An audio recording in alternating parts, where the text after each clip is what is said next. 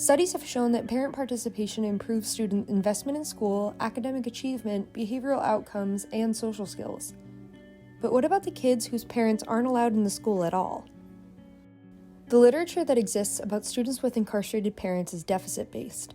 Yet, many of us are adults now with lives and complete perspectives, and our voices should be included within the literature as valuable input to share about future educational policy and practices. The purpose of my research was to gather perspectives of adults who had incarcerated parents during their K-12 education.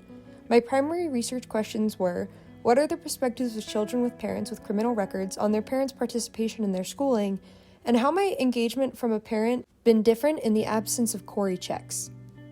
The theoretical framework for my research is known as life course development theory, which is the theory that events that happen and the choices we make throughout our lives influence the people that we become and impact those around us. My research was qualitative and narrative. All of my participants were adults, and data was collected via a one-on-one semi-structured interview. Here are 3 of my sample interview questions. My list of emerging themes continues to grow. For this video, I will share 2 of them. One major emerging theme was the ways in which background checks impede parent participation. When asked if their parents would have been more involved in their education had school background checks not existed, many participants said yes and shared examples of their parents wanting to volunteer and being barred from doing so. However, other participants said no, that their parents would not have participated regardless. However, what was interesting about their answers was that their reasoning was that parents worked labor-heavy, intensive jobs with little flexibility, which was a result of workplace background checks limiting the types of jobs that they can get. In both instances, restrictive systems and background checks limit parent participation in the classroom.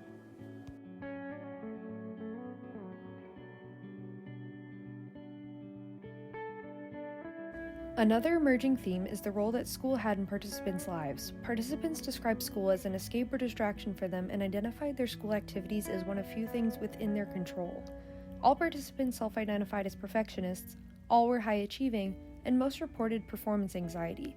This all strongly pushes back against the narrative that all students with incarcerated parents are low-achieving, volatile, or at risk of dropout.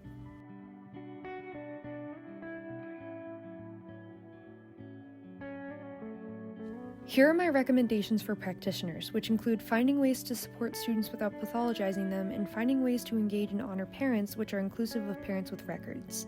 As a society, we must begin the work of undoing exclusionary education, transforming schools into welcoming community hubs for bonding and growing.